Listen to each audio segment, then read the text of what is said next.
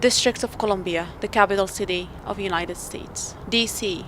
is one of the cities in the country experiences homelessness crisis for so many years. Even though so many different organizations are working to end this problem, Washington D.C.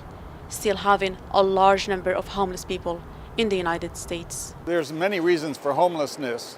Some is that people can't find work. Some is that they're not able to work.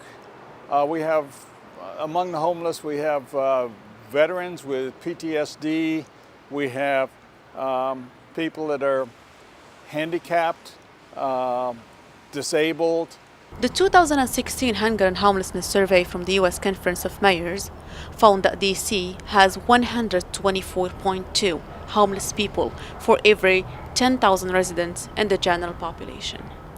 The city also had one of the fastest increases in homelessness between 2009 and 2016, with a 34.1% gain. By comparison, New York had the largest increase during that period at 49%. In some areas, the district fared well, registering the lowest proportions of unsheltered homeless people and one of the lowest proportions of homeless youths in the survey. But why D.C. is having this large number of homeless? They can talk about me still being homeless, but at the same time, I'm not costing the city $100,000 a year to fail. We have all these people making six figures that are not ending homelessness, and we actually have more homeless than we started with, in 2004. And so if you're going to call somebody out, call out the failures of the people in government. There's a term for that. We call them poverty pimps. They get paid to end a social ill. They don't end it, but they keep getting paid. There are numbers of shelters in Washington, D.C. that helps when it comes to homeless. But why many homeless individuals are so reluctant to use these shelters? To think that I'm sleeping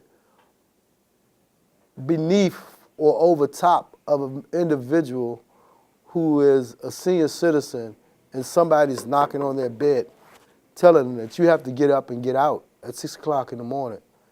I mean, it just touched me to the point where I couldn't understand how do you put an elderly person out of their bed at 6 o'clock in the morning?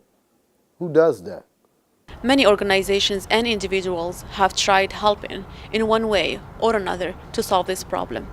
Street Sense is a non-profit organization producing newspapers which focuses on homelessness, is one of them.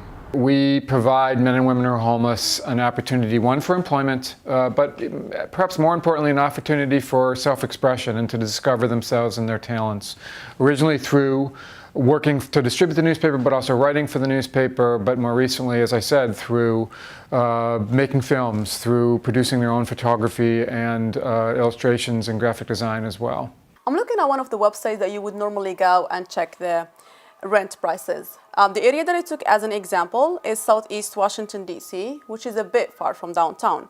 The prices are ranging between $1,775 to $3,000 monthly for 1-bedroom to 2-bedrooms apartments. Basically, for someone who is making minimum wage per hour, which is $11.50 in Washington, D.C., it's really hard for them to afford paying this amount of money. And that's why people try to find some solutions and split the rent with a friend or something like that. We're one of the most expensive places to live in the country, and these days you'd have to work a minimum wage job for over 130 hours a week to be able to afford a 2-bedroom apartment here in the city, and that's the distance between wages and the cost of housing in the city. So if you're a young mom or someone in need of a 2-bedroom apartment, it's just simply out of reach. There are, on any given night, there are over about 8,000 persons in this community who are experiencing homelessness. Some of those people are in shelters, some are sleeping outside.